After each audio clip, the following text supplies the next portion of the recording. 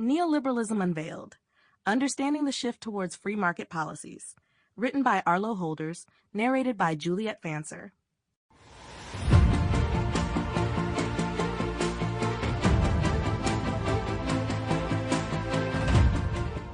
Chapter 1, Introduction to Neoliberalism.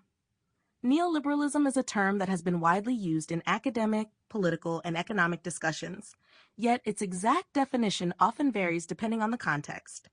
Broadly, neoliberalism refers to a set of economic and political policies that emphasize the role of free markets in achieving economic prosperity, social well-being, and individual freedom.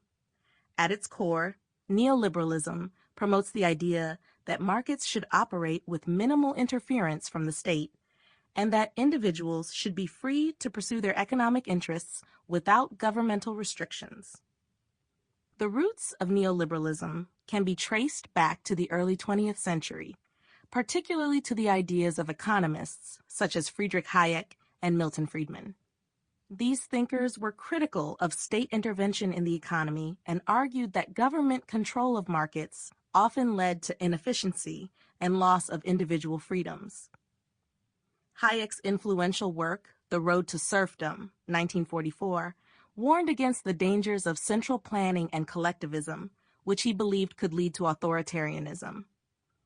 Similarly, Friedman, through his advocacy for monetarism and the reduction of government spending, pushed for policies that emphasized the importance of individual choice and market forces over state control. Their ideas laid the intellectual foundation for what would later become neoliberalism.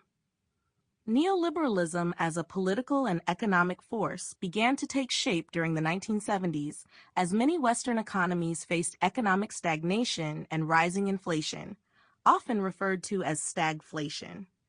Traditional Keynesian approaches, which advocated for government intervention to manage demand and stabilize economies, appeared to fail in addressing these new challenges. In response, neoliberal ideas gained traction, especially in the United States and the United Kingdom. The administrations of President Ronald Reagan and Prime Minister Margaret Thatcher became key proponents of neoliberal reforms, advocating for the privatization of state-owned enterprises, deregulation of industries, and tax cuts for businesses and individuals. The neoliberal agenda was not confined to the West.